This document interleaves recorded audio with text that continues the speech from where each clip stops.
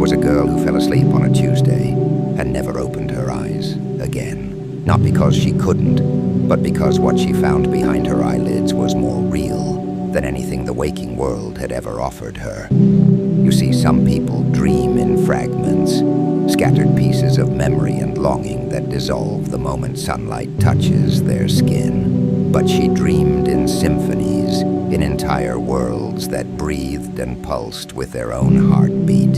Her name was Luna, though in her dreams she was called by 1,000 different names, each one true in its own way.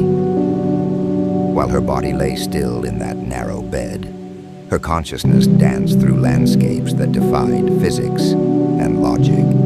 She walked through forests made of crystallized music, where every step produced a note that harmonized with the wind. She swam in oceans of liquid starlight, feeling the weight of distant galaxies pressing gently against her skin. The doctors couldn't understand it. Her vitals were stable. Her brain activity was unlike anything they'd seen before. Not the flat lines of a coma, but waves upon waves of intense, almost euphoric neural patterns. They called it impossible. Luna called it home. In her dreams, she had conversations with versions of herself that might have been, should have been, could still be. There was Luna the artist, whose paintings came alive and stepped out of their frames to explore the world. There was Luna the explorer, who mapped territories that existed only in the space between heartbeats, and who showed there was Luna the teacher others how to find in their own minds. Time the doors hidden moved differently there. A single dream moment could contain lifetimes of experience, while years of dream time might pass in the span of a real-world breath.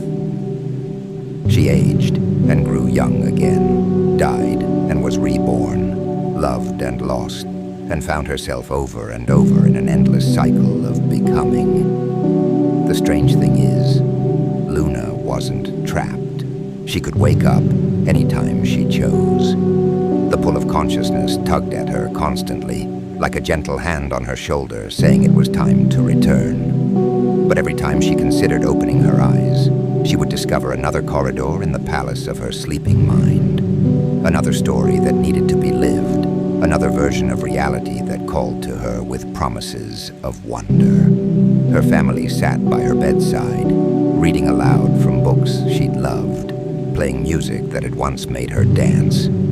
They couldn't know that she heard every word, felt every tear that fell on her hands, but that their grief was transformed in her dreaming mind into something beautiful, a golden thread that connected her sleeping self to their waking world. Sometimes she wondered if she was being selfish, choosing this infinite inner landscape over the finite, fragile beauty of ordinary life. But then she would remember that dreams, too, are a kind of living. They are where we rehearse for reality, where we practice being more than we are, where we discover the shapes our souls might take if given enough space to expand.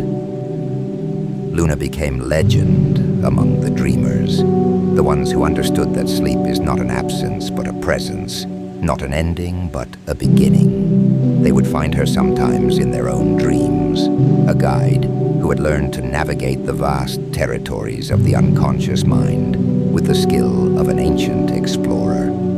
The truth is, Luna never stopped waking up. She simply learned that there are many ways to be awake, many worlds to inhabit, many selves to become. In choosing to remain in her dreams, she discovered that the boundary between sleeping and waking is far more porous than any of us dare to imagine.